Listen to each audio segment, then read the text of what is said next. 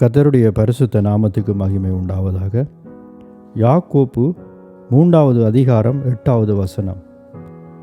நாவை அடக்க ஒரு மனுஷனாலும் கூடாது, அது அடங்காத பொல்லாங்குள்ளதும் சாவுக்கேதுவான விஷம் நிறைந்ததுமாய் இருக்கிறது. இங்கே நாங்கள் வசனத்திலே பார்க்கிறோம், இந்த நாவை அடக்குவதற்கு ஒருவனாலும் கூடாது என்று வேதம் சொல்லுகிறதை பார்க்கிறோம். அதிலே விஷம் நிறைந்திருக்கிறது என்று பார்க்கிறோம்.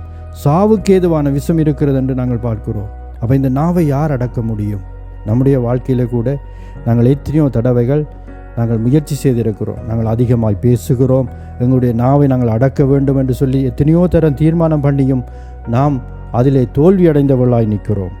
ஆனால் வேதத்திலே நாங்கள் பார்க்கிறோம், ஏசாயா தீர்க்கதரிசியை குறித்து நாங்கள் பார்க்கிறோம். ஏசாயா ஒரு தேவ மனுஷன், தீர்க்கதரிசியாக இருக்கிற ஒரு மனுஷன். ஆனால் அவர் சொல்லுகிறார், ஐயோ நான் அதமானேன், நான் அசுத்த உதடுள்ள மனுஷன் என்று அங்கே ஏசாயா புலம்புகிறதை பார்க்கிறோம். அப்போ இவ்வளவு பெரிய ஊழியங்களை செய்யக்கூடிய ஒரு மனுஷன் திடீரென தான் அசுத்த உதடுள்ள மனுஷன் என்று அங்கே சொல்லுகிறதை பார்க்கிறோம். அப்போ அவருடைய நாவை யார் அடக்க முடியும் என்று நாம் பார்ப்போமாக இருந்தால், சேராபின்களில் ஒருவன் வந்து நெருப்பு தழலை எடுத்து என் வாயை தொட்டு உன் அக்கிரமம் நீங்கி உன் பாவம் நிவர்த்தியானது என்றான் என்று சொல்லி அங்கே ஏசாயா வசனத்திலே நாங்கள் பார்க்க முடியும். அப்போ அங்கே ஏசாயாவினுடைய நாவை அங்கே ஒரு நெருப்பு தழலை எடுத்து ஒரு சேராபின்களில் ஒருவன் வந்து தொட்டு அவரை அங்கே அக்கிரமம் நீங்கி அந்த நாவை பரிசுத்தப்படுத்தினார் என்று சொல்லி நாங்கள் பார்க்கிறோம். அப்போ நம்முடைய வாழ்க்கையிலும் நாம் இந்த நாவை அடக்க வேண்டுமாக இருந்தால் நாம் என்ன செய்ய வேண்டும்? நாம் நம்முடைய நாவை பரிசுத்த ஆவியானவரிடத்திலே ஒப்பு கொடுக்க வேண்டும். பரிசுத்த ஆவியானவர் தான் நம்முடைய நாவை அடக்க முடியும். பரிசுத்த ஆவியானவர் தான் தம்முடைய அக்கினியினாலே அதை சுட்டரித்து நம்முடைய சுபாவத்தை அவர் மாற்ற முடியும். என்னென்னு சொன்னால் வசனம் சொல்லுகிறது, ஒரு மனுஷனாலும் கூடாது, அது அடங்காத பொல்லாங்குள்ளது என்று சொல்லப்படுகிறது. அப்போ பரிசுத்த ஆவியானவராலே மட்டுமே முடியும்.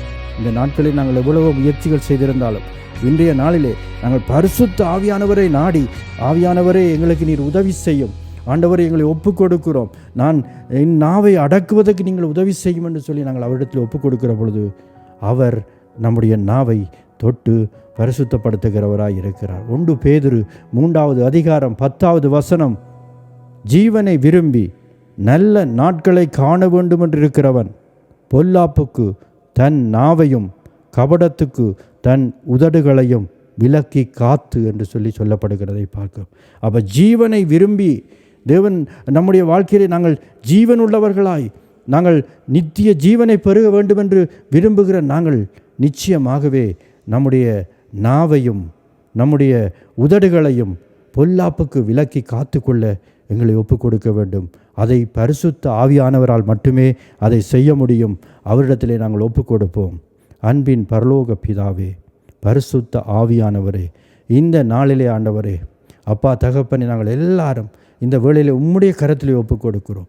எங்களை நாவை அடக்குவதற்கு ஆவியானவரை நீங்கள் உம்முடைய அக்னியால் எங்களை தொட்டு ஆண்டவரே, எங்கள் நாவில் இருக்கிற குற்றங்கள் குறைகள் எல்லாம் நீங்கி ஆண்டவரே அப்பா அதை நாவை நீர் பரிசுத்தப்படுத்தும்படியாக ஆண்டவரே அப்பா தகப்பனை நாங்கள் நாவை பரிசுத்தத்துக்கு காத்து கொள்ளும்படியாக நீர் எங்களை நடத்தும்படியாக ஒப்பு கொடுத்து ஜெபிக்கிறோம். ஜீவனுள்ள நல்ல பிதாவே, ஆமேன்.